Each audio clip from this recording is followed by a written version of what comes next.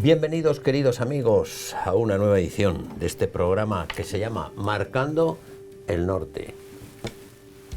Bienvenido, don Jorge. Viene usted con buena cara hoy. Don Jorge, ¿qué le voy a decir?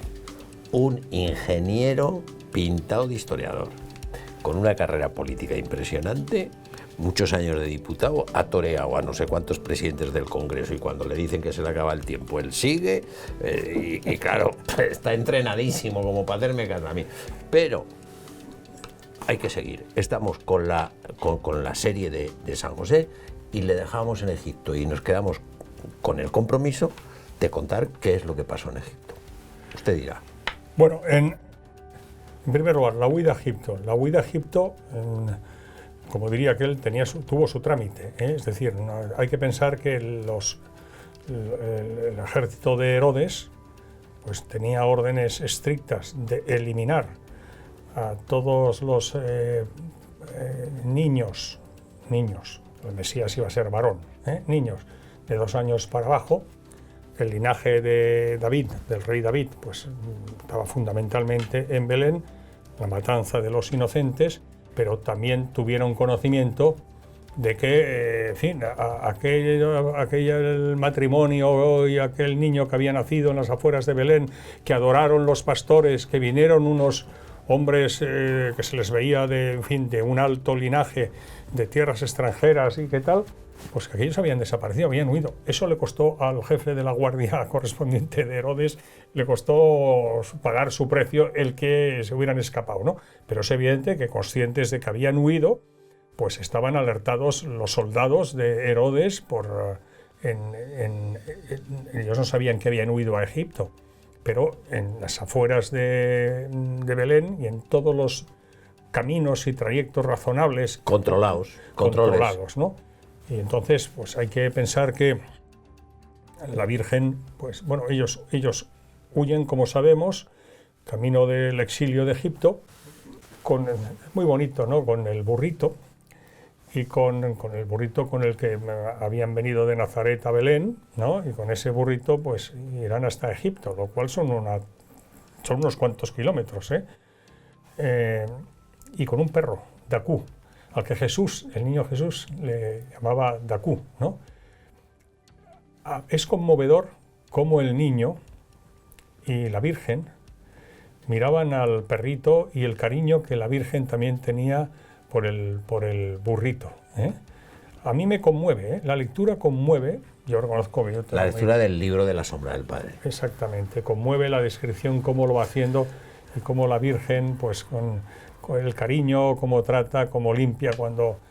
Y claro, el burrito va agotado, pobrecito, se ha metido unos kilómetros a punta pala, ¿no?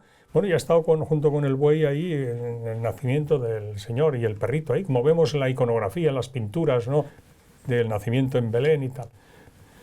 Bueno, el caso es que es muy dura la huida, ¿eh? Vigilando en lugares donde puedan esconderse para dormir, resguardados en la medida posible, en grutas, durante el día, pues bajo piedras que pues, hagan de parapeto del sol, ¿no? Etcétera, y al mismo tiempo pues que no le reconozcan los peregrinos que por esos caminos iban, porque, repito, estábamos en tiempos mesiánicos y bueno, el hecho de lo que había pasado en Belén pues había trascendido. Hombre, claro. Porque hay que pensar que, claro, ahí llegaron los soldados a sangre y fuego y empezaron a matar a los niños y tal.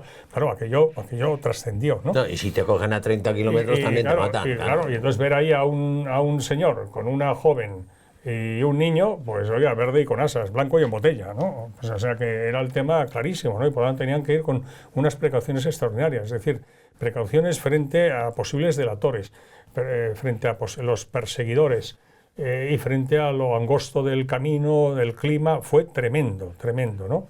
Cuando ya llegan a lo que es Gaza, ¿no? Están de actualidad en estos momentos, ¿verdad?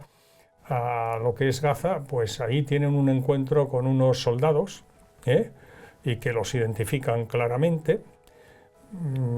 Ahí le harán una sustracción de una parte de los presentes que los Reyes Magos habían hecho al niño, ¿no? y perderán eso, que era el único capital que tenían para durante el viaje, los días y días de viaje, y luego hasta que se aposentaran en Egipto y pudieran empezar a recibir la retribución correspondiente de su trabajo de tecnón, ¿no? Pues de lo que podían vivir, no tenían otra cosa, ¿no? Es muy dramático como en ese encuentro con los soldados al perro que se enfrenta ladrando, ¿no? A los soldados pues le tiran una lanza y lo dejan clavado en tierra, ¿no?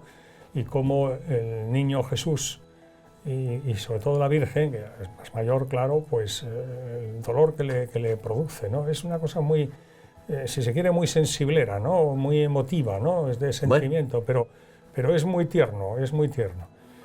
Y bueno, y luego cuando tienen ya, en un momento posterior, tienen que vender el burrito para poder tener algo de dinero para poder comprar alimentos. O sea, que es que pasan por unas privaciones enormes, ¿no?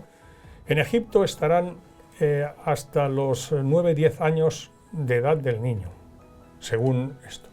O sea que estuvieron allí una temporada. Una temporada. Y ya, digamos, no es que vivieran tal, porque tampoco era la pretensión, pero vivían sin ningún tipo de problema, porque San José era un hombre trabajador, un buen trabajador, y que no daba abasto a los trabajos que le encargaban, ¿eh? Y entonces, bueno, pues claro, cuando él tiene el anuncio en sueños del ángel del Señor que le dice que vuelva, a él estaba con, en fin, el corazón y la cabeza divididas. La Virgen no había planteado nada anteriormente, aunque dice que íntimamente ella pues estaba deseando volver a Nazaret, pero que no lo había planteado nada, se sometía a lo que su esposo dijera. Y cuando él se lo plantea, pues la Virgen le dice: lo que digas, José, lo que digas, pero un lo que digas encantada, ¿no? Y que volverán. Pero como sabemos, a Herodes le había sucedido su hijo Arquelao, que era otro pájaro de cuenta, Pajarito, y por tanto, en lugar de volver a Belén, pues lo que hacen es volver a Nazaret, ¿eh? Previo paso también por Jerusalén, y visita el templo. El niño ya tiene como 10 años, el niño Jesús tiene como 10 años. Describe ahí esa primera visita, como también describe la visita en la que pierden a San José. A Jesús, al niño Jesús. El niño perdido. Sí. Lo describen ahí con todo lujo de detalles, ¿no? Y ahí fue la angustia de la Virgen, fue tremenda. Di cuenta que José es la única vez que había visto a la Virgen realmente, porque la Virgen no perdía nunca la calma de sanidad.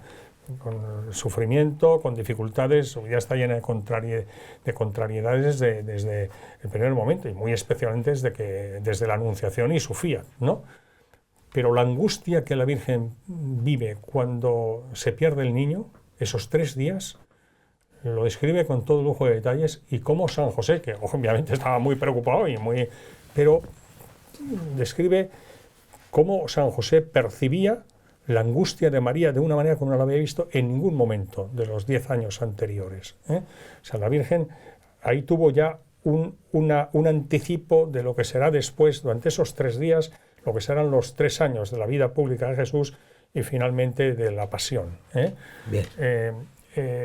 Bueno, el caso es que ya vuelven a Nazaret, y ahí, como dicen los evangelios, Jesús crecía en edad, en sabiduría y en gracia ante Dios y ante los hombres, ¿no? Bueno, pues entonces de la biografía de San José, sí, nada menos queda, que decía usted, pasar a Santa Teresa, ¿no? Hombre, hablar de San José nos lleva inevitablemente y como a Santa no Teresa. pase usted, ya verá la que le cae. Pero estamos en el siglo I, y Santa Teresa, la gran Teresa de Ávila, la primera mujer doctora de la Iglesia. Siga usted. Al siglo XVI, aquí a Santa Teresa. No, nos queda la muerte de San José. Ah, bien. Nos queda de la vida la muerte de San José. Si yo no le quiero cortar... Bueno, como sabe, San José también tiene una de las devociones, de las muchas devociones de San José, ¿no? Los 7 domingos previos al 19 de marzo, que es la fiesta litúrgica de San José, ¿no? Que son los dolores y gozos de San José, ¿no? El dolor cuando vio que la Virgen estaba embarazada, el gozo cuando se le comunicó, el dolor cuando la sangre en la ceremonia de la circuncisión, todo, ¿no? Los 7 domingos de San José. previos al 19 de marzo, solemnidad de San José, ¿no? Otras de las muchas devociones es patrono de la buena muerte. Sí, claro. ¿Por qué? Pues porque claro, San José murió teniendo a un lado a Jesús y al otro lado a María, ¿no?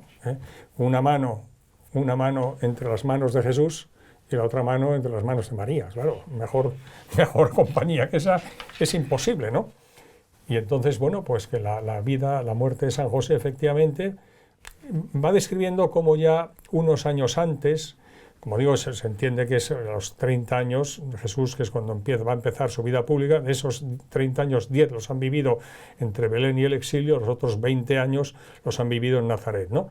Y San José, que según la tradición, pues habría muerto en Belén y acompañado de José y María. Y lo digo porque va narrando cómo ya tiene anticipos de que su salud se va deteriorando, ¿no? O sea, no fruto de la edad, porque hemos de pensar que cuando se desposa con María, San José debía tener 25, 26 años. Hay quienes llevan hasta 30. En fin, en todo caso, aprovecho para una cosa que me parece relevante, ¿no, Javier? ¿No? Y es que en la iconografía de la Sagrada Familia y en particular de San José, pues ha habido una cierta tendencia a representarle como un anciano, ¿no? Para de esa manera pues enfatizar la idea de que San José pues era casto, y que el matrimonio de José y María era un matrimonio virginal, ¿no? Hombre, no, San José no era un anciano, San José no era un anciano en absoluto, ¿no? San José era un joven, era un joven. Por tanto, ya digo, cuando se produce la muerte de San José, pues debía tener 50 y tantos años, 50, entre 54 y 55, máximo 60, máximo. Y bueno, su salud se ha ido deteriorando y algunos que concretan, que dicen que quizás moriría de tuberculosis, eso ya son porque tampoco se le hizo la autopsia, no consta, ¿no? Pero en fin, tenía que morir porque se entiende, vamos, tenía que morir, quiero decir. La vida pública de Jesús empieza a partir de la muerte de San José. Y se entiende perfectamente, porque recordemos en los evangelios como cuando el Señor dice eso, que no come mi carne y bebe mi sangre, y claro, ahí empezaron los discípulos a decir, oye, mira, este está mal de la cabeza, nos vamos, ¿no? Y ya el Señor le dice a Pedro, ¿y vosotros también os queréis ir? Sí, y San José le diría, Señor, ¿a quién iremos? Solo tú tienes palabras de vida eterna, ¿no? Claro, el Señor empieza a hablar, a predicar, la Santísima Trinidad habla de su Padre, continuamente está hablando del Padre eterno, ¿no? Claro, si San José está a su lado, oiga... ¿De qué padre estamos hablando? ¿De qué padre estamos hablando? Es decir, no claro. Poner más dificultades de las necesarias, o sea, Dios, porque decíamos, Dios tiene su tiempo.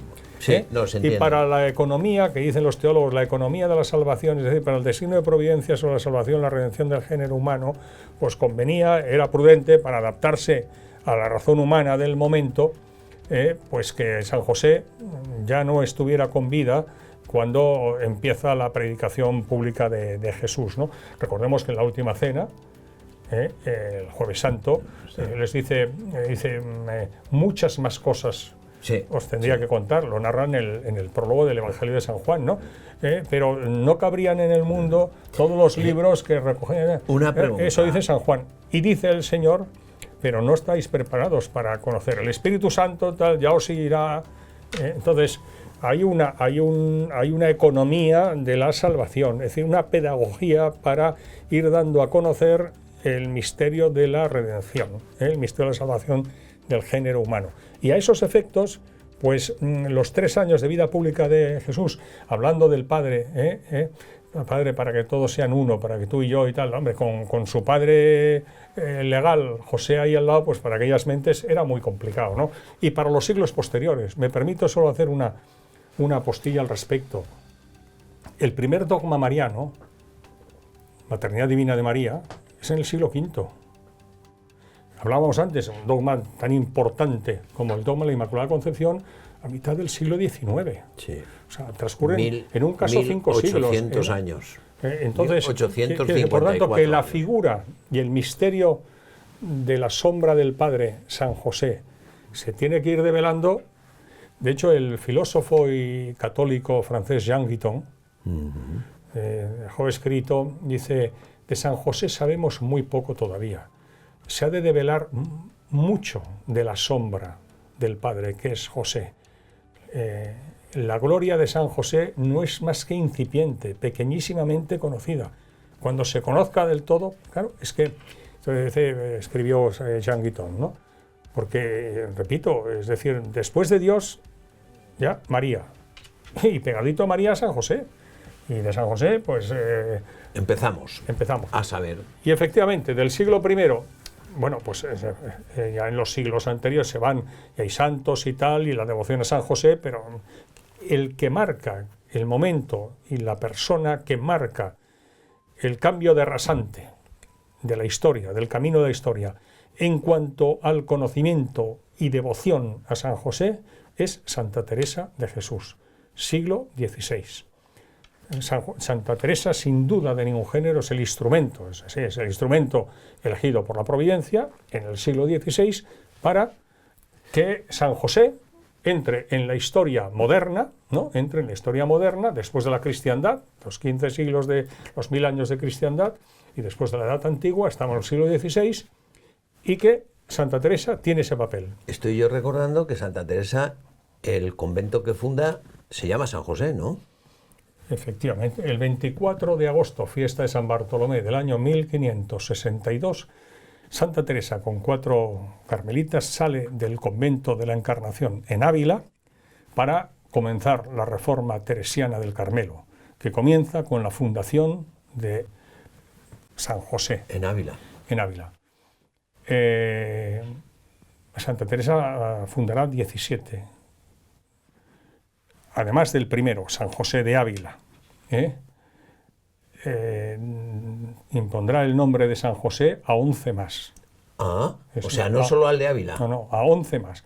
Y de hecho, en la espiritualidad carmelitana, pues en la religión del Carmelo, que tiene por madre y fundadora a la Virgen María, junto a la Virgen María es la devoción a San José. Y han sido presentes los carmelitas y las carmelitas, la religión carmelitana, la que ha tenido, bajo la inspiración y la dirección de Santa Teresa, el papel de difusores de la figura de San José y la devoción a él. Cambio de rasante, dice usted. Cambio de rasante. Y eso lo han recogido los papas. Un golpe de dirección. Absolutamente. Antes habían habido, evidentemente, otras personalidades y tal, que habían, lógicamente, hablado de San José, la devoción de San José, pero como dirá incluso el Papa, creo que es San Juan XXIII, y cita a algunos de ellos, hicieron mucho por dar a conocer en su momento la devoción a San José. Dice, pero 1000 veces más, Santa Teresa, que es el instrumento elegido por la providencia de Dios para contribuir a ello. Santa Teresa de Jesús, en el libro de su vida, por ejemplo, y en el resto de sus obras, al personaje que más cita, obviamente, es a la Virgen. Después a San Pablo y a continuación a San José. Estamos hablando ya del siglo XVI. Ojo, pero por encima de... ¿Qué veía Santa Teresa en San José? ¿O qué quería destacar? ¿O cómo quería que nos acercáramos a San José? Su Padre y Señor. Nuestro Padre San José, nuestro Padre, mi Padre y Señor. Mi Padre y Señor San José. Hay un episodio de la vida de Santa Teresa en el que ella es dada por muerta. Usted lo conoce. Santa Teresa es dada por muerta. No es enterrada, porque el padre de Santa Teresa, de Teresa de Cepeda, ¿verdad?, pues se opone.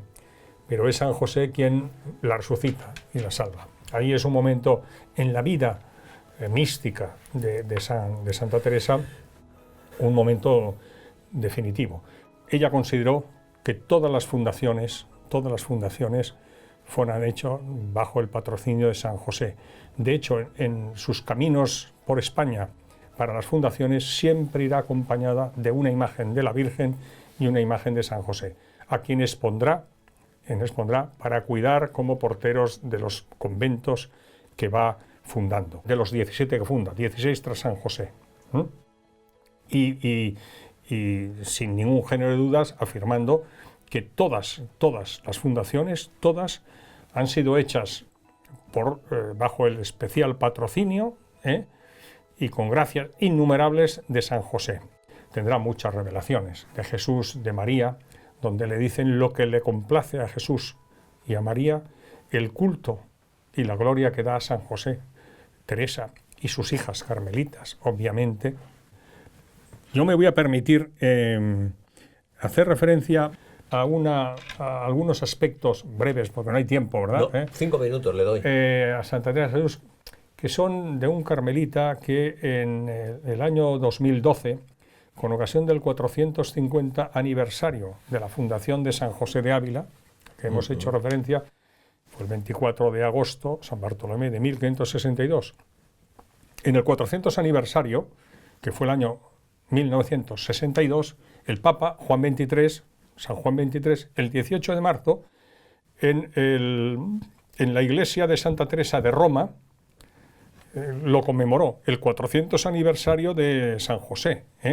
Y ahí San Juan XXIII hace referencia a santos que a lo largo de los siglos han ido difundiendo la devoción. Dice, pero ninguno de ellos como Santa Teresa de Ávila. Y eso lo dice en el discurso que hace, como digo, el 18 de marzo de 1962 en la iglesia de Santa Teresa de Roma, con ocasión del 400 aniversario de la fundación de 1562-1962. Pues 50 años después, en el 2012, en Ávila, un carmelita dio una conferencia aludiendo precisamente a Santa Teresa y San José, ¿no? Y de ese escrito, que debo decir que me remitió muy amablemente la madre María José, priora del Carmelo de San José de Ávila,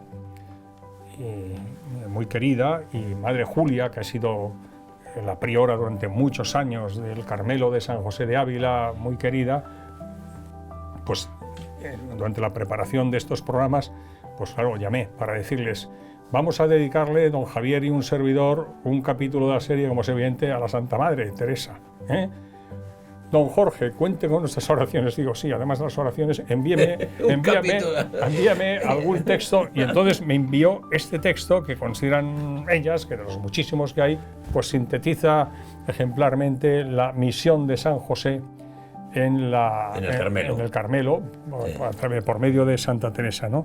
Entonces, aquí dice, por ejemplo, Santa Teresa nombra a San José en 34 pasos de sus obras, 11 en el libro de su vida, las misericordias de Dios, contada por ella misma, 9 en el libro de las fundaciones, 2 en cuentas de conciencia, etc. Dice, como decía, es después de la Santísima Virgen de San Pablo, el santo que más cita, por delante de María Magdalena, a la que cita 28 veces, o incluso San Agustín, al que cita 16 veces. Al siglo XVI, más a San José, ¿no? Dice, por ejemplo, es que he subrayado algunos aspectos, ¿no? Dice ella dice explícitamente Santa Teresa en el libro de la vida, que su intención al escribir ese libro es engolosinar las almas a un bien tan alto, a tener como maestro de oración y Padre y Señor al glorioso San José. Engolosinar las almas de un bien tan alto. ¿Cómo escribía esta mujer? Dice, en el capítulo 6 del libro de la vida, de su vida, acerca de San José, confiesa explícitamente. Me permito leer esto porque dice, quería yo persuadir a todos que fuesen devotos de este glorioso santo, por la gran experiencia que tengo de los bienes que alcanza de Dios. Dice, Santa Teresa se convertirá en un verdadero apóstol de la devoción josefina, rogando a sus monjas, a sus amistades y a sus lectores, incluso a los más escépticos. 2 puntos. Solo pido, por amor de Dios, que lo pruebe quien no me creyere, y verá por experiencia el gran bien que es encomendarse a este glorioso patriarca y tenerle devoción. Esto es una síntesis de todo lo que ella dice. Nos quedamos cortos. Revelaciones místicas, arrobamientos, o sea, no, Santa Teresa tendrá tal, ¿no? De tal manera que no es una impresión, no, es algo que todos los papas, de hecho, todos los papas han recogido como un hecho evidente, que Santa Teresa es la gran apóstol de San José. Fíjese un dato. Hemos dicho cuándo nombra patrono de la Iglesia a San José. 8 de diciembre de 1870. En un momento de gran tribulación por la Iglesia. 100 años después. 1970. ¿Quién es el Papa? San Pablo VI. 1970. Ha acabado hace escasamente 5 años el Concilio Vaticano II. Faltan 2 años para que San Pablo VI, cátedra de San Pedro y San Pablo, 29 de junio, diga aquello de que el humo de Satanás ha entrado por una rendija en el templo de Dios. La Iglesia está pasando un momento de gravísima preocupación. Él escribirá y dirá en ese texto, y lo dirá en más ocasiones: esperábamos una primavera después del concilio y ha venido la división, la confrontación, la duda. Eso tiene un nombre. Habla de, por una rendija ha entrado en el templo de Dios Satanás, el humo de Satanás. Bueno, pues en ese momento, ¿qué hace San Pablo VI? Hasta ese momento no había ninguna mujer doctor de la Iglesia. Se consideraba, con perdón de las feministas, ¿no?, que las mujeres no podían ser doctoras de la Iglesia. Pues en ese momento... La primera mujer doctora de la Iglesia. ¿Quién? Santa Teresa. Pues con la recomendación de Santa Teresa... Y la siguiente, Santa Catalina de Siena, junto con ella. Y la tercera será una hija excelsa de Santa Teresa, Santa Teresita del Niño Jesús. Pues con la por recomendación... San Juan Pablo II, en el centenario... Tenemos que acabar, y vamos a acabar con la recomendación de Santa Teresa. Léalo, para los escépticos incluso. El que no se lo crea, no sé qué dice Santa Teresa. Le recomiendo... bueno, y otro que dice... No, y otro, como he dicho, maestro de oración, ¿no? Dice, frase de Santa Teresa: quien no hallare maestro que le enseñe oración, tome este glorioso santo por maestro y no errará en el camino. No se diga más. Muchísimas gracias, don Jorge, por su colaboración. Muchísimas gracias a Santa Teresa, por supuesto. Y muchísimas gracias a ustedes, queridos amigos, por habernos acompañado durante estos minutos. Decirles que nosotros, Correspondencia, vamos a poner a trabajar para que dentro de unos días podamos ofrecerles una nueva edición de este programa que se llama Marcando el Norte.